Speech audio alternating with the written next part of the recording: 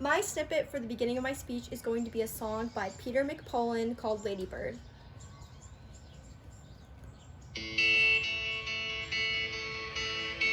Beautification, to my mind, is far more than a matter of cosmetics.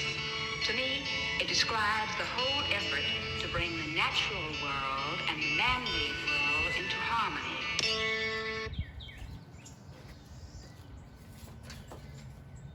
Hello everyone, and today I will be talking a little bit about the past First Lady Claudia Alta Taylor, or otherwise known as Lady Bird Johnson.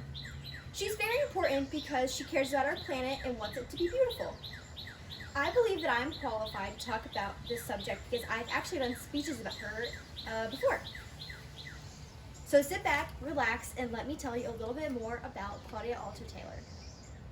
To start us off, her childhood in Karnak, Texas was quite lonely. Her mother died when she was a little girl, and all she had was her single dad. So her aunt came into the picture and kind of was a motherly figure to her. So after that, she went to Marshall High School and continued her studies at the UT Austin and also the University of Alabama. And I also forgot to mention she was born on December 12, 1912. So yes, and now that I have discussed a little bit about her family and education, I will outline her life as she became the First Lady. In Austin at the time, a friend introduced her to Lyndon B. Johnson, and they got married on November 17th, 1934, and she became the First Lady after he ran for president and won. So after that, she wanted to take more of a role as the First Lady than rather just being pretty and kind of like just a side. So she was really thinking about things to do and things that she likes to do, which would benefit her and also others, which will also be in her hobbies, which I will get to after this. But she wanted to add a sort of beauty to the highways as she would plant wildflowers on the sides of cities and highways. So as you're driving down, you see the wild bluebonnets and the Indian paintbrushes, and that was all her. So that was also called the Lady Bird Bill. Yes, ma'am.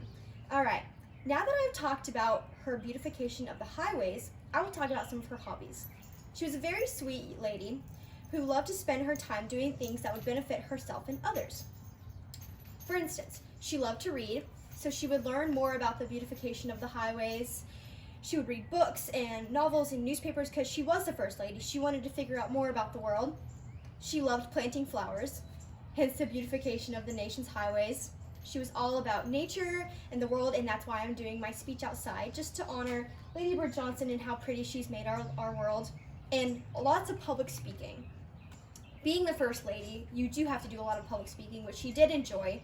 So instead of being silent and letting her husband take control, she really was brought up into that position and talked about all of the stuff that she has done for the world. She sadly passed away July 7th, 2007, and her legacy still lives on at the Wildflower Museum at UT Austin, and also just by the flowers on the side of the road.